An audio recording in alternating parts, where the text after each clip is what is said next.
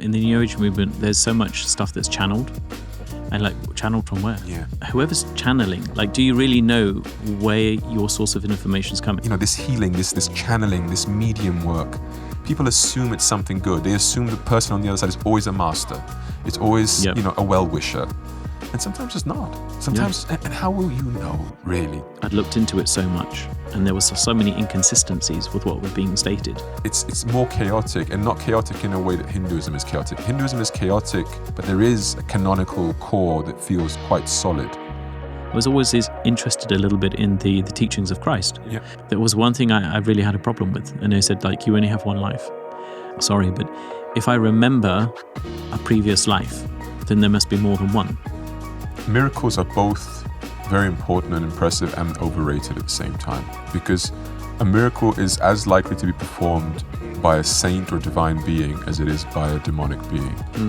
There has to be a level of caution with all of these things, and at the same time you don't want to be completely closed off, because what happens when it's really the saint doing it? It was so tangible. The second he stepped in through that door, bang, that love was everywhere.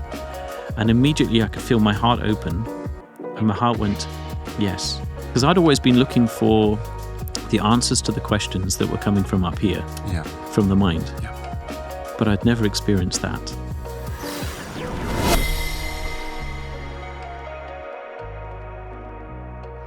Jai Gurudev Swami Anashuya, welcome to the Thinking Bhakti podcast. Thanks. It's an honor to be here with you, honestly. Swami Anashuya, for those of you who don't know, he met Guruji the same year I did, 2006. He's been a Swami for 17 years now. Yep.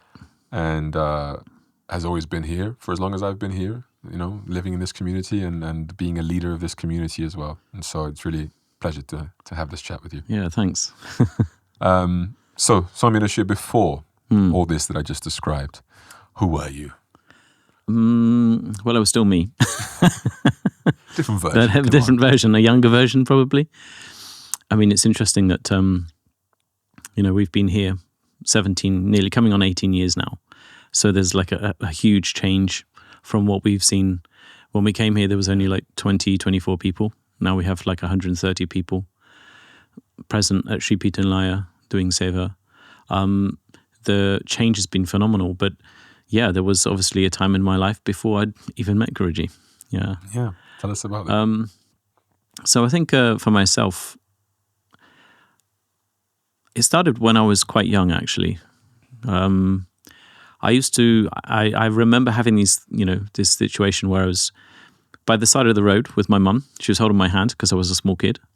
And I would think to myself, if I would run under that tire of that truck, the traffic's going past at high speeds. I was thinking, if I run under that vehicle, what's going to happen to me? Like when people die, what actually happens? And I was like, I had these questions that, I don't know, like, who do I ask? Like, who's got the answers for these kind of things? Mum's hoping not me. Well, I did ask a lot of questions, but there wasn't anything really forthright that I could really like accept. There was these vague kind of like answers that I wasn't happy with. So I was like you're always very, very curious, Right. Yeah. And when I was about, I think like 7 years old, in England at that time. So I grew up in England, was born and raised in England. And they had these, in England, a lot of people drink tea, as you know. True. Both lived in England for quite a few years. Yeah. So they had this, one year they had this release of these little cards from the PG Tips. And they were the unexplained, like the unexplained phenomena. Wow. So like, the poltergeist, the Loch Ness Monster, the Big Feet, UFOs and all this stuff. And I was fascinated by all things that were unexplained. So this really kick-started a lot of my questions about, life, the peculiarities of things. Where do we come from? What's the purpose of life? Like, why are these unexplained things like happening? Like, who can explain about the unexplained? Right. So I had a lot of questions like this growing up, and I was a bit let's say, odd in that respect. Yeah. Well, I mean, curiosity is I think a necessary ingredient for all spiritual seeking. Mm-hmm. So that took you as far as I'm aware, you studied neuroscience at university then. Would you think that was in any way related to that seeking? Or you're still trying to find those answers? That was very related, actually. So yeah, when I was growing up, I was really looking for the answers of life. So I obviously didn't find the answers to life that I was looking for. As I was growing up, when I went to school, I was interested in ancient history, like before what we have, in current textbooks and stuff like this. Yeah. And my mother was going back to work as a nurse. So she took a lot of time off to bring up me and my sister. And when she was at one of the hospitals locally, she met this lady called Patricia. And she was quite an exceptional lady. She wasn't afraid of dying at all. There was not an ounce of fear in her body. And when she was at the doctor's, the doctor asked her, he said, I've got some bad news for you, Patricia. And she said, okay then. And he said, you might need to sit down. He said, would you like to sit down? She said, no, I'm fine. And he said, are you sure you don't want to sit down? She says, no, I'm fine. And he says, okay, I have to tell you something. She goes, okay then. And he says, you've got cancer. She goes, okay. And he goes, I don't think you understand. He said, you have cancer. She goes, all right then. And he said, do you mind if I sit down? Because he was so shocked. But the thing was that she'd had these out-of-body experiences. Like just she was sitting on her bed, she was about to tie her shoelaces, and then suddenly she's out of the body, flying over the earth and looking down. She was a geography teacher, so she could actually pinpoint, what part of the planet she was flying over at about 1,000 miles an hour or something very, very fast. Because she could, kind of like track the speed of which country she was passing over from above. And these things just used to happen to her. So I thought, oh, wow, that's somebody that's very interesting, like a bit unusual. I want to meet that person. So I was about 17 at the time, 16, 17. And we ended up becoming best friends. She was 84. Wow. And she literally had like a library. So we've got a few books here, but she had like the whole wall was basically, it was a library of books about everything, about the healers in Hawaii, the shamans in South America, North America, UFOs, the Loch Ness Monster, so many different things. Oh, by the way, I went to Scotland last year to do the 5-element retreat. Looking for the Loch Ness Monster? Well, we did go there. I think he was out at the time.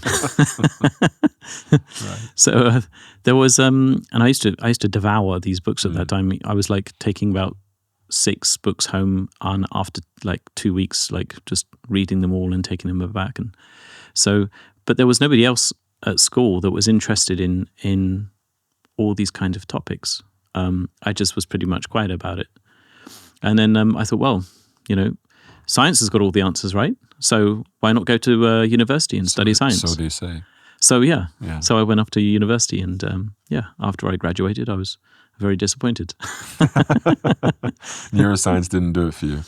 Well, I did. I started with biochemistry. Yeah. So biochemistry is really the study of how, on a molecular level, let's say, and also like further up, like how proteins, lipids, fats are interacting, how cells work, how organs work, all the chemistry that's taking place in the body, or viruses or bacteria. Mm-hmm.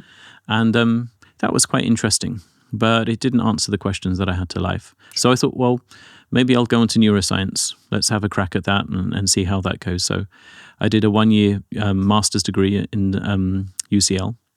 Mm-hmm. And my degree, Imperial College, didn't answer the questions that I had. So I thought, okay, let's go to another very good university. Went to, UCL.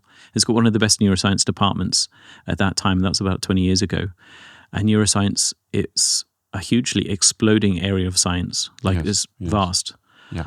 Huge amounts of research being put into this. So I went into that, and I, just scratched the surface with that, really, because doing it in depth for 1 year. But half the way through, I realized it wasn't answering the questions I had. So I walked into my professor's office and I said, okay, I'm quitting. I'm going to go and live in the rainforest. She went, you what? Because she's very English. You what? And I was like, I feel that this isn't for me anymore. Mm-hmm. And I finished it, and I did go and live in the rainforest. You made it to the rainforest? Yeah. I was living in a country called Suriname. where Guruji recently went to give darshan. Yep. Yeah. I was living in the, let's say, the Brookaponda Reservoir area for about 3.5 months. Yeah. And what inspired that? Well, actually, I had a friend that I used to do a lot of martial art training with. And I was very interested. I did judo, then did karate. And then when I was at university, I studied Wing Chun. Mm-hmm. And it was incredible. Like when I started studying that and seeing what people can do, like my martial art instructor, he could move faster than what your eyes could actually see. And I was like, how is that even possible? And then he, did you ever watch one of the James Bond movies? There was this little short Chinese guy, his name was Oddjob. Yeah. And used to throw the hats and the heads used to. Yeah. So this guy actually came to our martial art academy, and he was his name was Cecil Chen. And he actually created the Shaolin Wheel of Life. So you go to many different parts, like let's say in the West, and they have these like Shaolin monks doing all these amazing feats, like putting spears in their throats and laying on the bed of nails and motorbikes driving over them and all this stuff. And he actually created that whole thing, supposedly. So he started training us how to do all of these things, and it's pretty amazingly impressive. And I was like, wow. If human beings can do that, what are they capable of? And this is like this kind of like defies science. So at that time, one of my best friends from the martial arts school, he had a very good friend who was a shaman, and he was actually a film producer, and he used to go to Suriname and he would produce nature documentaries. And one day, all of his a few of the people came out from the rainforest, and they said, our God told us that you should become a medicine man. And he said, well, I don't believe in your God, and I'm not going to become a medicine man. So go back to the rainforest. So they did. I mean, it seems like a reasonable answer. So what happened was that very short after that, his funding got cut. He had problems with the bank. He couldn't access any of his money. The rest of his film crew had to leave to go back to Holland, and he was literally stranded. So he was like, I think I'll go and find these guys. Their God retaliated. He was like, you don't believe in me? Watch what I do. So he went into the rainforest, and he trained with him for 7 years, and he became an amazing shaman, learned all the different plant medicines from the trees out there. And he had a lot of people coming to him from Trinidad and Tobago that had cancer or HIV. And he was able to help them a lot, so much so that he had a lot of pharmaceutical companies running after him that were very interested in what is the active plant, what's the active ingredient that you're using. And so I met him. He was had 1 or 2 sessions with him. I was very fascinated with how he does what he does. And just before I introduced my mum to him, he had a session with a 21-year-old lady. And she was diagnosed as terminal with cancer, had a breast tumor so big that they said they couldn't operate it, just go home and die. And he says, don't worry about that, I'll have you healed in 3 or 4 weeks. And literally after 2 weeks, the tumor was reduced by 50%. They said, oh, we can, it's small enough now, we can operate. He says, no, don't let them touch you. I'll give me a couple more weeks and you'll be healed. So, I mean, he had a lot of responses to many, many people that come to him for a lot of different things. So I was like, wow, that's really interesting. I would like to learn. So I went out to live in the rainforest for a period of time, but it wasn't meant to be. It wasn't my calling and my path. What ended it for you?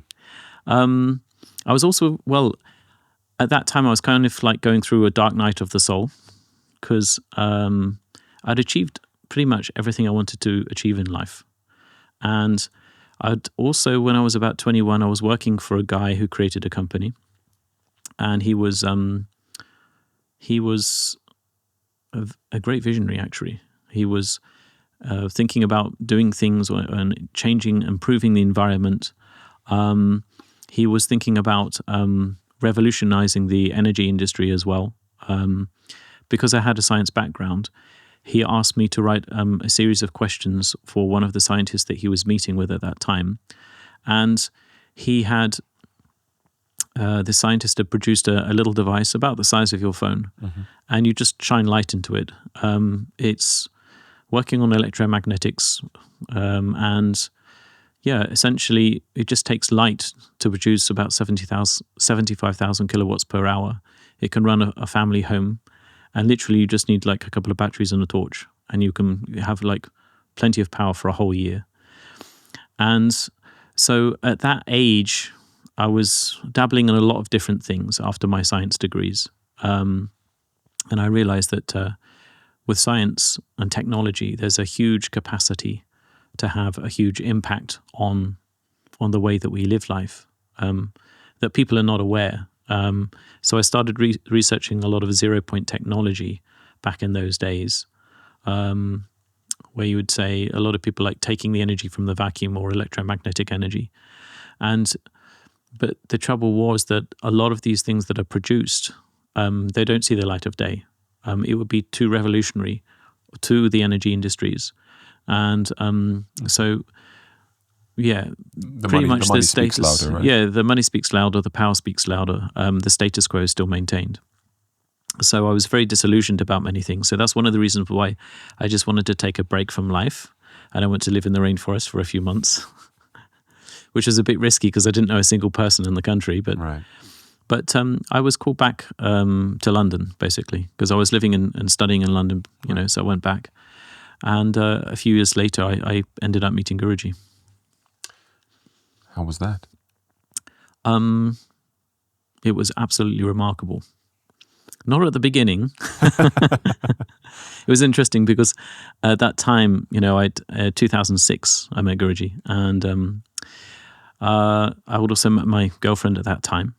And I remember her, she was asking me, she said, what do you feel? I feel like this, Swami Vishwananda, he's my guru. What do you feel? And I remember at the time, well, apparently I said to her, well, I don't feel anything from him. I don't feel he's my guru. And apparently you said it. Yeah, apparently I said that. And because when Guruji went to Brazil, he flew over there, and my ex, she was the country coordinator and organizing events, and he asked us, what was it like when I met Swami Anashuya? It's like, what did he say about me? And she said that, and when she said that to Guruji, he burst out laughing. He found that hilarious. So when he came back from Brazil, confronted you about it. He confronted me. He was just about going into the bungalow, and I was like. And I was asking him how was the trip and everything, and he was like, yeah, it was nice, blah, blah, blah. And then he's about to go into the bungalow, and then he turns and he walks back and he said, by the way, when you met me, did you ever say that I don't feel anything for him and he's not my guru? And I was like completely shocked, I was like, where is that coming from? And I said to Guruji, I said, I would never say that. And just, it's one of those moments when I said, I would never, it was like there was a tango man coming out, just slapping me or something. I was like, what's going on? This is very bizarre. And then he just laughed, shook his head and just went into the bungalow. So, because I had high expectations. So I had high expectations of my university professors. They didn't give the answers to life. And I had very high expectations of Guruji the first and the second time I met him.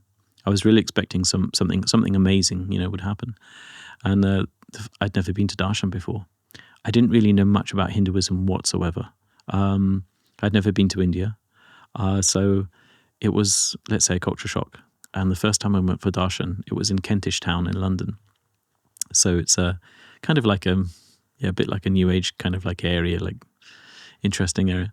So I went for this darshan, and we had to go up and on the line, and he gives me darshan, and then he smiles at me and he puts in my hand this white powder.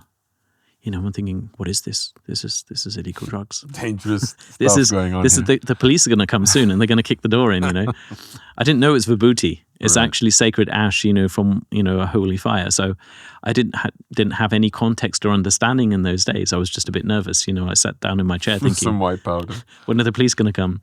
So first 2 darshans, I was expecting a lot because I had a lot of a new age background from the past. And so I had a lot of strange experiences throughout my life that I couldn't contextualize. Yeah. I couldn't understand why I'm having these, what's going on. This is why I also was, questioning life, what's going on? Please, can somebody explain what I'm experiencing?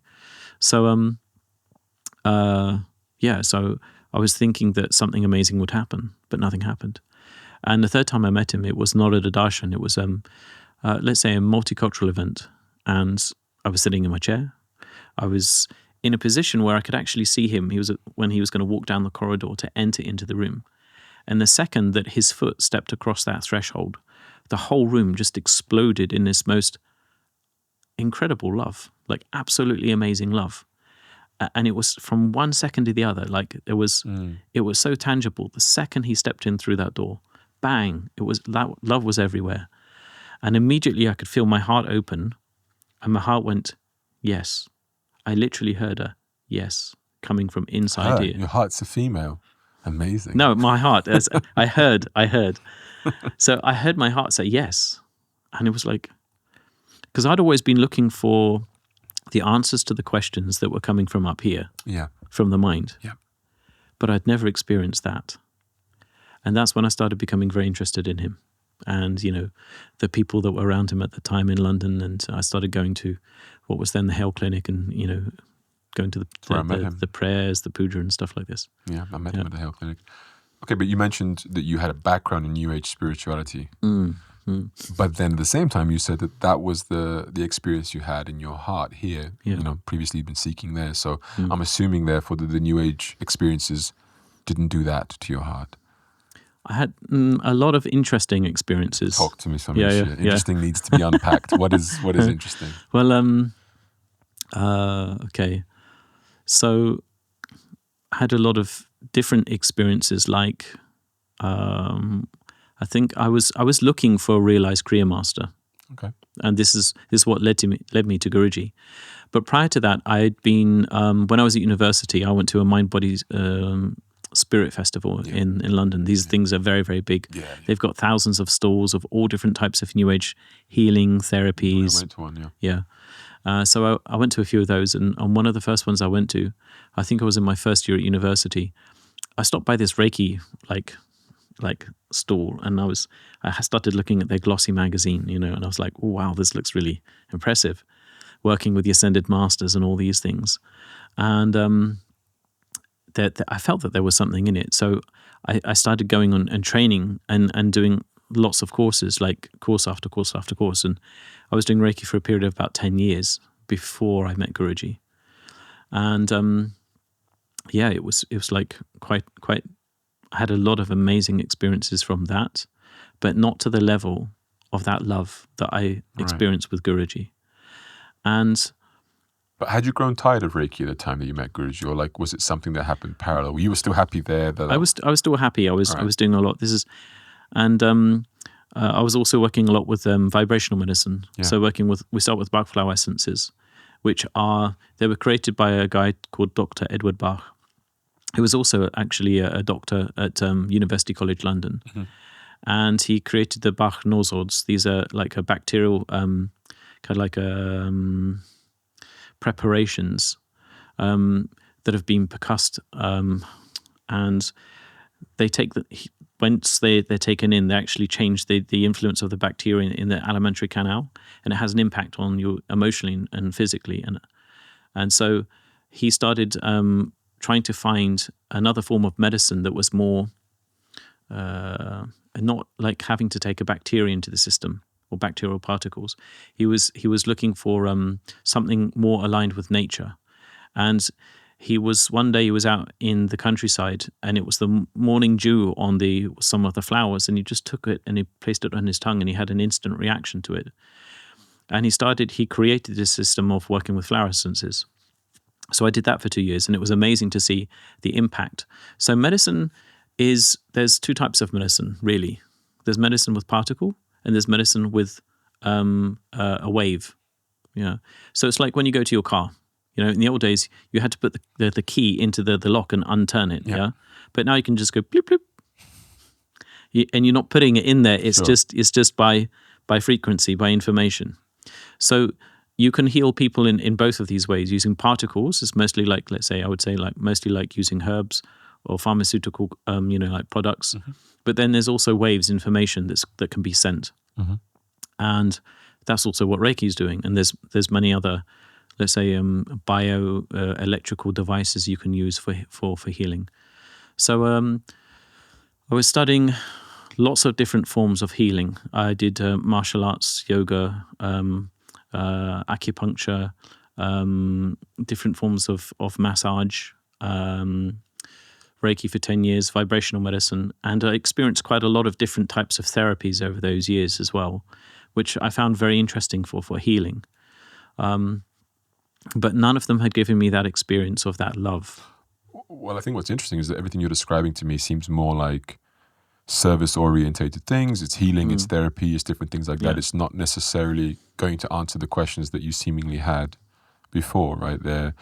Clearly they add another complexity to life, a nice, sort of spiritual, energetic dimension. It's not conventional, but it's not really getting to those questions that you were after. And one of the reasons I asked you whether you were, tired of Reiki or not is because I think there's something to be said for being satisfied in what you're doing and being happy, and yet still Guruji is such a compelling experience that it still pulls you away. Because, the skeptic would say, oh, you just get bored of things and hop from one thing to the other. And it's like almost like you've had your high in Reiki and you're coming down and you were just looking for the next thing, right?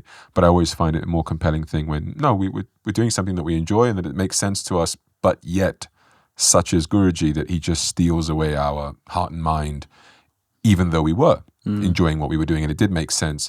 And that's, I think, a testament to who he is. Like, it really is something of another level, as you're alluding to. Yeah. So when I was doing Reiki at that time, one of my friends, she gave me this leaflet, and she said this Premavatar, Swami Vishwananda, is in London, and let's go and have his darshan. So this is how it started, really. And but what I found, in the New Age tradition, because I was a scientist, I had a scientific mind, and I just needed some clear answers. And I've always liked clarity. That's been one of my things. I just like clarity. Just give me the clarity. So in life, I was looking for that clarity from the New Age. And so I was reading so many different New Age ideas or philosophies that I came to the point of being utterly confused. And I didn't know, and a lot of New Age traditions, the aim is, let's get to the fifth dimension. I was like, great. Where is that? What is it? Who's been there and come back from there like this? And do they explain? Not in a satisfactory way. Right. Like, we have 3 dimensions. Everybody knows what this is. 4 dimensions, 5 dimensions, etc. It's like, okay, yeah. But I was like, okay, well, let's just park that, because I don't know what that is. I don't know what they're talking about, and it's very confusing. So many different philosophies and experiences and ideas, and there were so many question marks. I just gave up with a lot of the New Age stuff because I'd looked into it so much, and there was so many inconsistencies with what were being stated that I was just like, okay, this generally for me, it's not answering the questions in a clear, concise way. And this was then forthcoming many, many years later after meeting Guruji, because at that time he was much more about giving experience and taking people on a journey of experiencing divine love. Yeah, but then the knowledge part is coming in later on in his mission, obviously. Obviously it's just your opinion, but do you feel like the fact that you were left confused from your experiences with New Age ideas is a New Age problem, or it's a you problem? Like, what do you think was the issue there? I think that a lot of people are looking for answers. So, for example, I think a lot of people believe in reincarnation. Yeah? Sure. And there's a lot of information out there on things like this. So, but information's taken from here, there, in so many different places. And generally in the New Age movement, a lot is let's put together, but the whole broader perspective about life, okay, where does life begin and where does it finish? There's no answer to that question. Mm-hmm. My Reiki teacher was extremely gifted, an amazing, amazing woman, extremely clairvoyant, can know many things about so many, when people die, she can see where they went to and all these things. And I asked her, years later after meeting her, I said, because I'd met Guruji. I'd been a Swami for already some years, and I approached her and I asked her. I was like, I said, what's beyond the universe? She said, what? What do you mean? I said, what's beyond the universe? It can't be only this. There must be more. She was like, I don't understand. And I think that a lot of the New Age people, they have an understanding of heaven, hell, different dimensions. Yeah, but why does this material universe exist? Where does it come from? What's the purpose of it? Is this really our home? Can't answer those questions. And so everything that we experience in the material realm, I think it is relative. It has a timestamp on it. The universe might be billions and billions of years old, but yet it will come and go one day. So will we. And where do we come and where do we go from? Still hasn't been answered for me satisfactorily until I met Guruji. I think one of the difficulties, I guess that is the right word, I have with New Age stuff is where do they get their authority from? In a way, like you could argue, okay, it's a person who has their realizations and then they sort of jot them down. But the thing I struggle with is when you often read what they're saying, so much of it appears to be borrowed from other traditions, older traditions, and they somehow always differ a little, and it starts to get very jumbled up together, a lot of these ideas. And there's a very distinct humanness to it, I often felt, and with the little that I've dabbled in and encountered, right? I think with traditional paths like Vaishnavism or whatever, you could make a similar argument. Essentially, it's just, saints and acharyas that have put down methods. I think the difference being everyone in that lineage is referring to the same body of literature in a sense. Like they're all going back to the Vedas, they're all going back to the Bhagavad Gita. And yes, you can have a Madhvacharya interpretation and a Ramanuja and this, but they're still acknowledging a common corpus of ideas, a common text in a sense. Yeah. And I've often felt that isn't the case in the world of New Age spirituality. It's all just very random is too strong a word, but it's more chaotic, and not chaotic in a way that Hinduism is chaotic. Hinduism is chaotic around an organized core, in a sense, right? There's a chaos of interpretation and variation, but there is a canonical core that feels quite solid. Yeah. And true and tried and tested and thousands of years old. And I've never really encountered the same in the New Age movement. You're very right in that sense. In the New Age movement, there's so much stuff that's channeled, and like channeled from where? Yeah, like, and whoever's channeling. Like, do you really know where your source of information is coming? Yeah. Is it just complete make believe? Is it just fantasy of the mind? And a lot of people follow this. There was a very an international healer, extremely experienced. Guruji went to visit Brazil many years ago. Yeah. And he went to this place. I'm not going to say who it was, but so he went there and had friends from Brazil that have been there, that have worked there, and many people have like been cured of different diseases. And he kind of like does like surgery with the hands on the people, and he works as a medium. And a lot of people do different works around the world similar to this, but they work with certain ascended masters or spirits. And so when Guruji got back from Brazil, I was like, okay, I wanted to. What happened? So what was his input on this? And so I asked Guruji. Said, what was it like? Was it? It was impressive. He goes, no. I was like waiting for him to say yes. And I was like, what do you mean? What do you mean it's not impressive? And he said, they're trying to cheat the system. I was like, what is he talking about? So a lot of people in the New Age systems, a lot of people are working with receiving information or working with spirits, but not truly necessarily knowing like what is an intention behind a non-physically living being. What is their intention? Is it a two-way thing? Are they being used? Are they not being used? Are they just being played with? So Guruji said, they're trying to cheat the system. And I said, well, what do you mean? So this healer, he does the healing work with his hands, but these spirits, they walk into the field, into the body, and they work through him. So these may have been like doctors or surgeons that have died and passed over. And so they know that there is a vehicle through which they can still perform service to humanity, literally through a physical vehicle. Mm-hmm. So they come and use that vehicle, that body, that field. And so I said, well, that's a good thing, isn't it, Guruji? You know, they're like these spirits on the other levels, or these masters or whatever they may be. They're actually helping people. And Guruji said, no, they're trying to cheat. And I was like, well, what do you mean? And he said, well, they are trying to perform seva without incarnating to perform that service. He said, they are trying to cheat the laws of karma. You will have to come back to burn off that karma. You will have to be born again. This is the place. Yeah. Yeah. And you have to be born again to work through that. Either you perform sadhana or you literally live it out. Mm-hmm. But you can't run away from that. And karma will come around. Right. And you have to come back and you have to perform that service in a body. And he says, they're trying to perform that service without having to be born again. Yeah. And he says, this won't work. And I was like, wow, I didn't believe that would be a thing. You know? Yeah. So then he changed the way that I perceived that.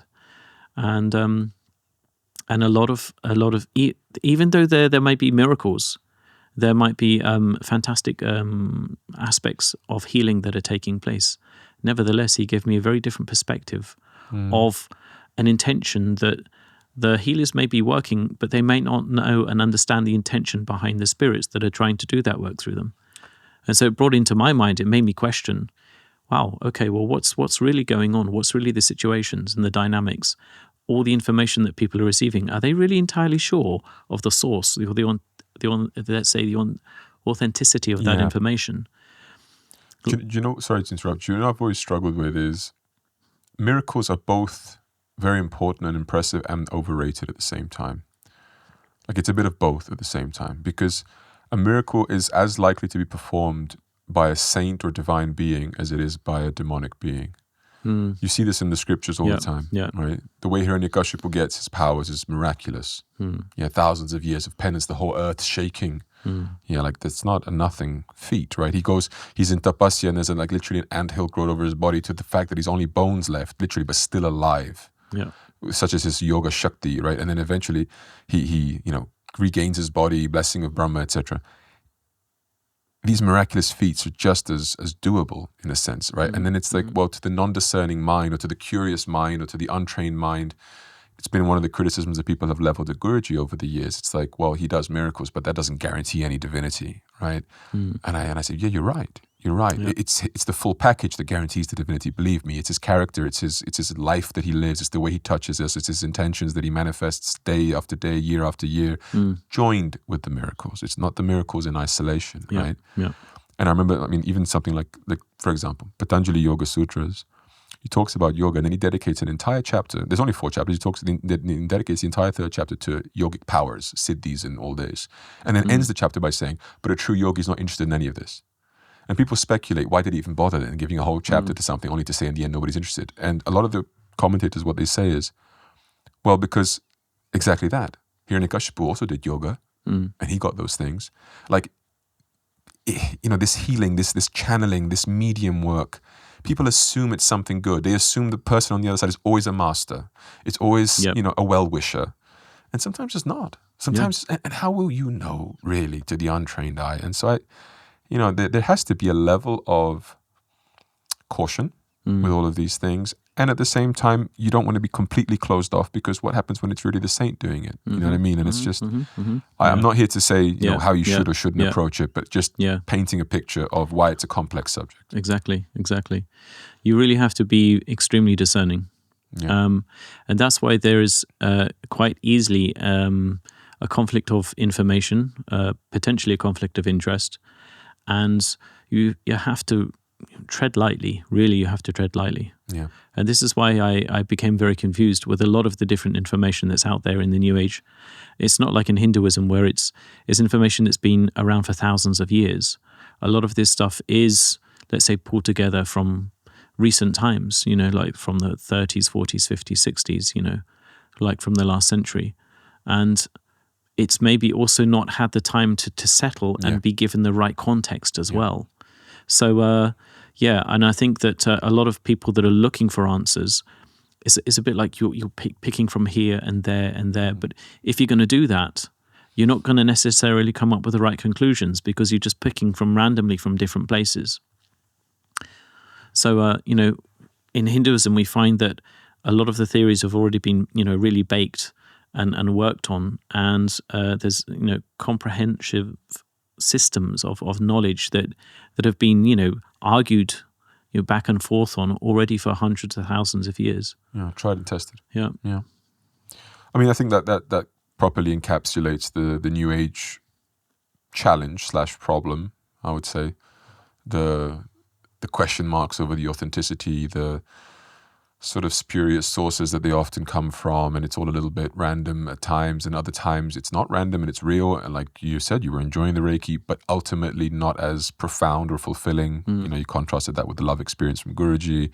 I think it's often a bit of that. It's a mixture of both. Sometimes I've met incredibly, I would say, kind and sincere New Ageists, right? And I've had, I can only say positive things about them, and yet as profound as they appear to be and as sincerely kind and good people as they appear to be, there is such a limitation to what they're ultimately talking about. I always sense from them they have great depth in understanding the metaphysical, in understanding and belief in the transcendent, and a lot of special things that often even religious / spiritual people struggle with. They have in abundance. Yeah.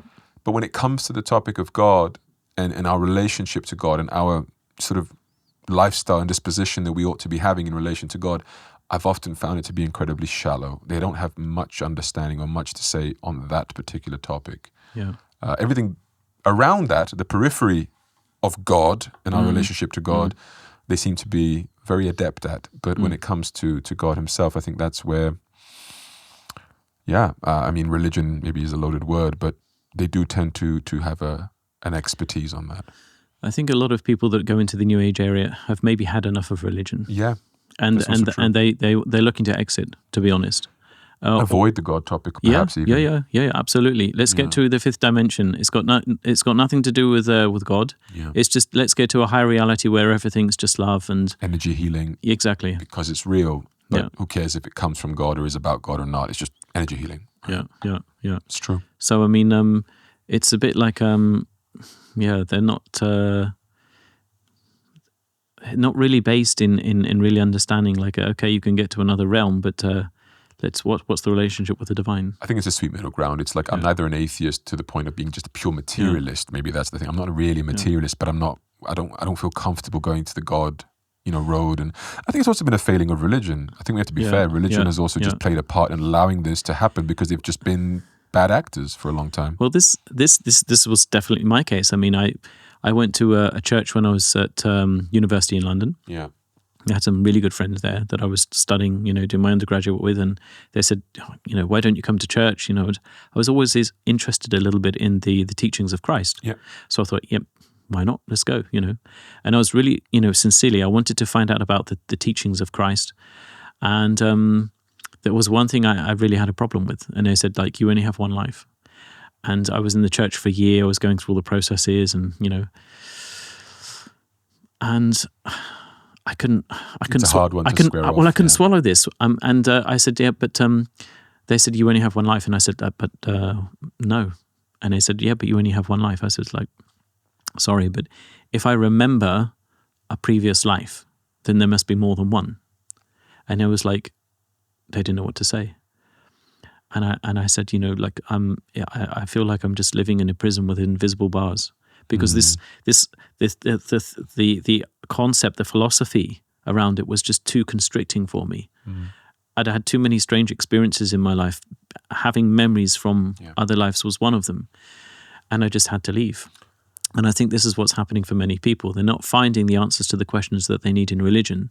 So they do look elsewhere, which is fine. It's good to have, let's say, a broad outlook on life and to really try and find the answers that you need to have given. But it's interesting. Ultimately, it brought me to Guruji.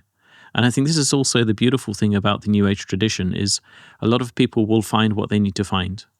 But I think a lot of people are still looking, and they don't know what it is they're looking for in that New Age tradition. I don't think it's the New Age traditions that brought you to Guruji. I think it's your seeking that brought you to Guruji, because it's your seeking that brought you to the New Age traditions too. And I think nothing substitutes sincere seeking.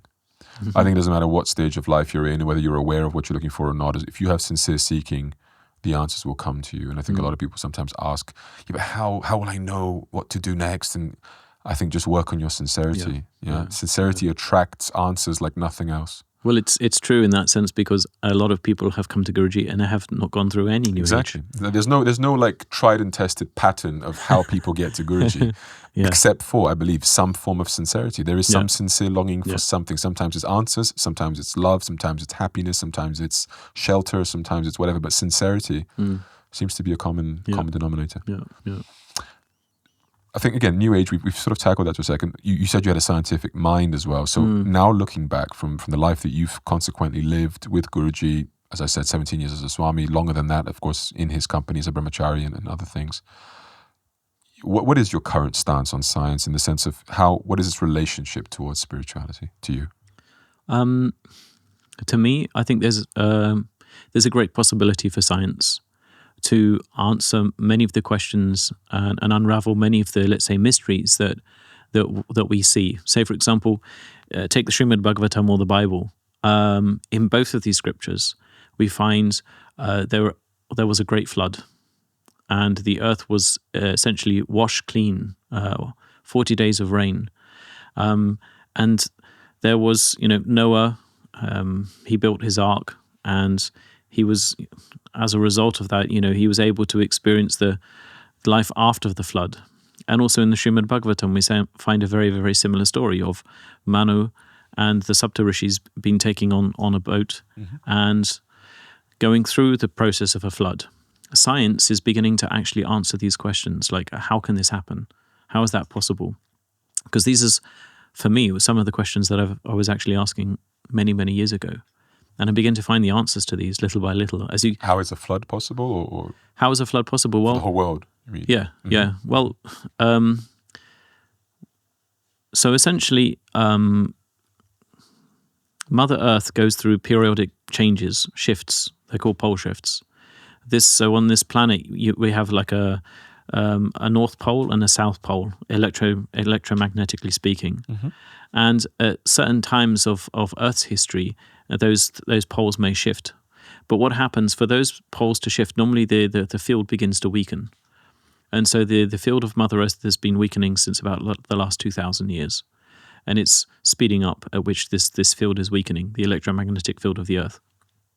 So much to the extent that actually last year, so when the field of the Earth weakens, and if over here, let's say you have the sun, and if the sun has a little explosion and it releases a lot of particles, when those particles come into the field of the Earth, they normally gather at the north and the south pole, and you have what's called the aurora borealis.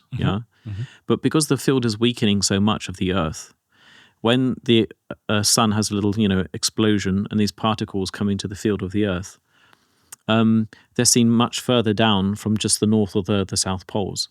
So last year, some of the devotees in Ireland were sending me pictures like, we got the northern lights, but this is in Ireland. We had some version of it even here. Yeah. We snapped a picture in the middle of the night. There was some resident said, you can see the northern lights out here in the field in SPN, Springen, and we went and took pictures, and you could see a little bit. Yeah. So the field of the Earth has been weakening quite dramatically, over the last 2,000 years. When that field goes down to zero, there's normally a concomitant switch of the Earth's electromagnetic field, and also a movement of the Earth as well, of the Earth's crusts. So, but there has to be something else that takes place cosmologically at the same time. There has to be, so what happens is we have a lot of, predominantly in our atmosphere, we have a lot of oxygen, Oxygen, when it combines with hydrogen, that produces water. But you actually have to have, say, at that time, you have to have a coronal mass ejection from the sun. Basically, it's another word for an explosion from the sun, releasing hydrogen ions as they come out, and it combines with the oxygen in the atmosphere. And that's when you have a vast production of water in the atmosphere. This is one of the models as rain, or as rain, yeah. And then it's precipitating, it's falling down to the earth. But that only happens when that field reversal takes place and the field goes down to zero. So this is one of the models for how a great flood could take place, essentially. But throughout history, actually, the scientists, the geologists are beginning to find that the iron ore in the Earth's crust, it should be aligned with north and south, the electromagnetic field of the Earth, but many times it's completely the opposite direction, indicating that maybe the field has changed, not just once, but multiple times. So there've been many, many, many epochs throughout Earth's history where there have been earlier civilizations. And it gives rise to actually this is why we don't find some of them, because if there's such a movement of the Earth at that time, literally, continents are going under or over one another, that as a result of that, a lot of stuff is getting lost, but not everything gets lost. So, for example, 5,000 years ago, when Krishna left, Dwaraka also went under the water, supposedly. Yeah. And they're finding, these kind Traces of structures. Of it, yeah, actually. So, there is ancient history there, and science is beginning to give rise to and understand how cosmological events like this can conspire to huge changes on the Earth, and why we have huge rise and falls of populations on the Earth. And also, so sorry to interrupt, but your argument therefore is that some of these stories that are assumed to be mythological in the scriptures can be explained by science, essentially, is what you're saying. Yeah, right. yeah. But it's taken quite some time for science to catch up and give, scientific models for these things to actually, unfold. And still, I would say that perhaps a healthy, mature look would say that the science will validate the foundations of the story. Let's put it like this, the fundamental basics. Of course, the theological implications of a Matsya avatar and things like this are still requiring faith, and they require an extra level of let's say, belief and interpretation. But that at least the conditions for the story to take place can be scientifically explained. Let's put it like this. Yeah. So it seems to me then that the right way to say it is not that science is confirming the story, but rather validating the premise of the story, in a sense, or validating the possibility for it, giving some credibility to it. Of how that story could unfold, essentially. Right. Yeah. But also, so just looking about how can we have rise and falls of civilizations on the Earth? How is that possible? How can we also have a lack of understanding that humanity is much more ancient than what it actually is as well? Yeah. So when they started sending astronauts out into space, the Russians, they realized that some of the astronauts that they sent out, the first ones, they were fine for a week or 2 weeks went past. Then suddenly they had a lot of problems. They had to bring them down because there was just no way that they could communicate with them. And what they realized was that for a period of time, when these astronauts were outside of the field, the electromagnetic field of the Earth, they began to lose their memories very quickly. And they had the inability to actually perform the functions that they needed to be able to do their jobs out there, to such extent that they actually went psychologically a bit crazy. And with the weakening of the electromagnetic field of the Earth, the scientists are beginning to see concomitant effects on humanity as well. So, there is a clear rise in a lot of mental illness and different, health-related, especially mental health-related problems. That's definitely true. And this is therefore one possible explanation for that, what you're saying. So, when there's the reduction of the field of the Earth, so much so that it can be very hard for people to comprehend things properly.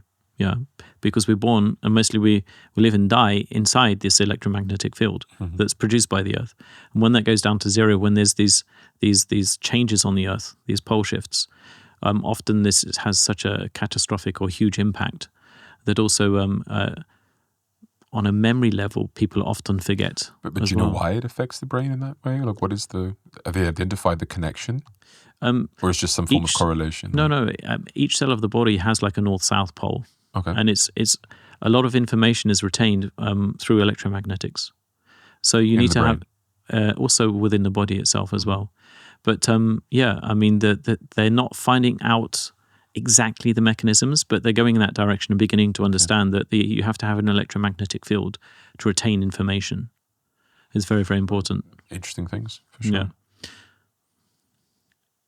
It's one of those things where it's like, you know, you always want to, similar to what we were saying earlier about the New Age stuff, you want to create a healthy balance between, you know, the sort of very rigid science, and then, you know, you don't want to do that, but then there's always the very out there stuff that's there, and sometimes it's hard to sort of sift through it and get to something that is tangible and credible and really does look at creating bridges. And it's like, okay, wait a minute, this is both rooted in authentic, consensual sort of scientific understanding and seems to be pointing at things that are, you know, proclaimed in spirituality and alluded to. And yeah, I think it's definitely an interesting field to be explored and to develop. And I do wish that there were more, you know, reasonable, spiritually inclined people in that field having these discussions. I think that's for sure. Yeah.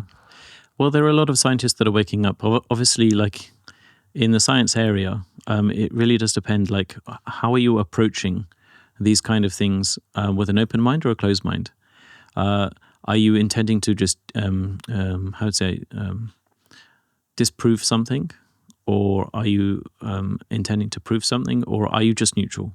And you're just going in without, you know, an agenda or anything like this.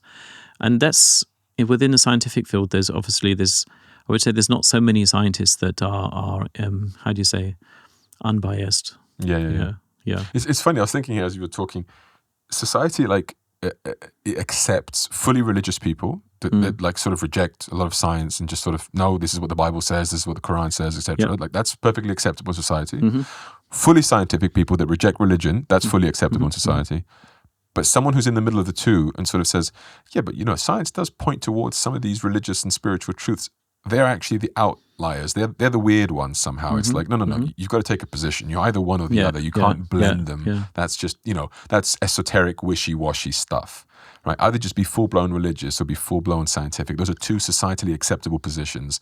This middle mishmash is kooky, weird stuff, right? Well, there is a reason behind that. Go on then. I'm curious. Well, some hundreds of years ago, when science was beginning to, let's say, gain ground, in those days, the church, you know, it was a church and state. Yeah. So you have the government and you have the religious power. And the religious power, you know, especially within the Christian tradition, they said, well, scientists, you just keep to studying what you can see, what you can physically connect, see, and interact with. Right? Yeah. So, and leave the unseen, the unknown to us. So I think that science has really gone in that direction, you know, like, let's say from a historical background, it's really gone into studying, like, really the material world, not the spiritual. But it seems to be, of course, over the hundreds of years that have passed and science is progressing in so many ways. I think now that many scientists are waking up spiritually. They're going into spirituality. They're having their experiences, and they're beginning to look for their own answers, and using, you know, science for that process of answering those questions that they've had. And so they're beginning to step out of the box. And I think there's a lot of scientists that are going in this direction.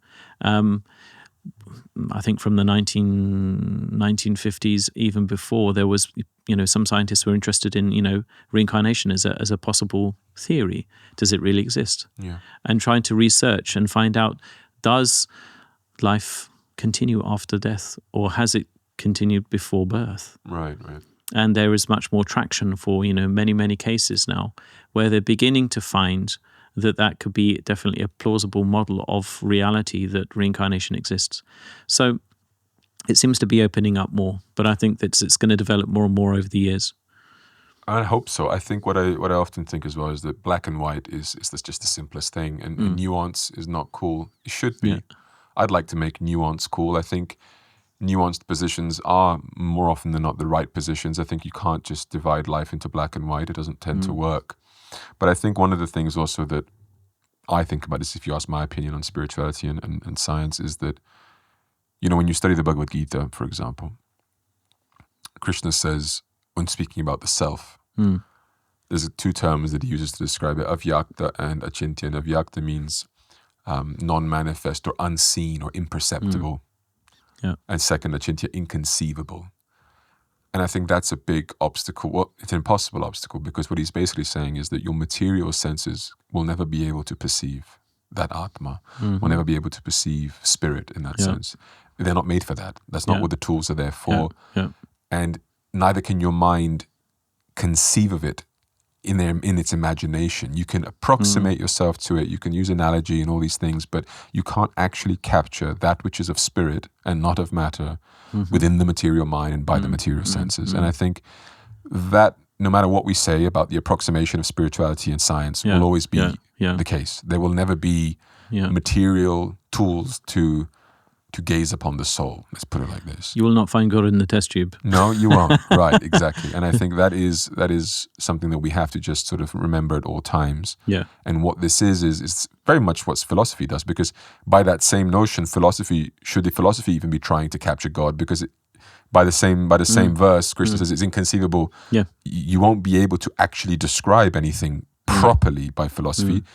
But my understanding of philosophy and why I practice it and teach it is you can get closer. Yeah. So if God is up here and the Atma is here and you start down here, even if I can't go all the way, I can get here. Yeah. And that's already a better position to be in to make up the rest with transcendent faith and whatever else.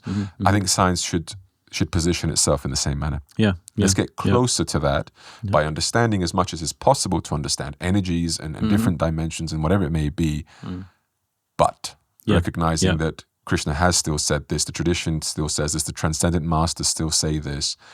Sadhana, spiritual transcendence, grace, these sort of non-quantifiable substances and practices are still going to always be the necessary final ingredients to actual realization. Yeah. Right? Yeah. So we're not sort of saying that science is going to compete with spirituality to realize God, but rather complement it. Exactly. I think more scientists are waking up, and this journey is taking place, little by little. But it's a minority, absolutely, yeah. But I think scholars are too. I think there's a lot of parallels. Like there was a time where Indologists, scholars, philosophers, they would study the matter historically, contextually, but not practice any of it. Yeah. So they would read Bhagavad Gita as a sort of historian, as a philosopher, but they would never sit there and say, I'm actually going to practice what he's saying there to see what is the outcome. Surely that should be part of your research into the matter, but they often would not. And I think nowadays, more and more, you find professors of these subjects who actually have either engaged with it for some time or are actively engaging with it right now. And I think that's always, you either teach as a scholar or you teach as a practitioner, and I think I'm happy to see that more and more those two are becoming one and the same. Yeah. Well, Swami Anashuya, it's been a pleasure to sort of dabble a little bit. Yes, see a little bit of how your background has also shaped who you are today. Maybe another time we can talk about your spiritual life with Guruji in more detail, and of course, as I said, you're such a rich history in Bhakti Marga. I know there's a lot to unpack there as well, and it's not a trivial matter to be at a position of community, leadership in an ashram for 16, 17, 18 years. There are a lot of stories and yeah, I did kind of like jump in the deep end, or maybe I was pushed. Well, that's the best way to learn to swim. Exactly. Yeah, and I think it's borne its fruits, and I would love to have that conversation one day with you. But this was a pleasure. Thank you. I appreciate it. Thank you very much. Yeah. Yeah. Jai Gurudev. Thanks very much. Jai Gurudev.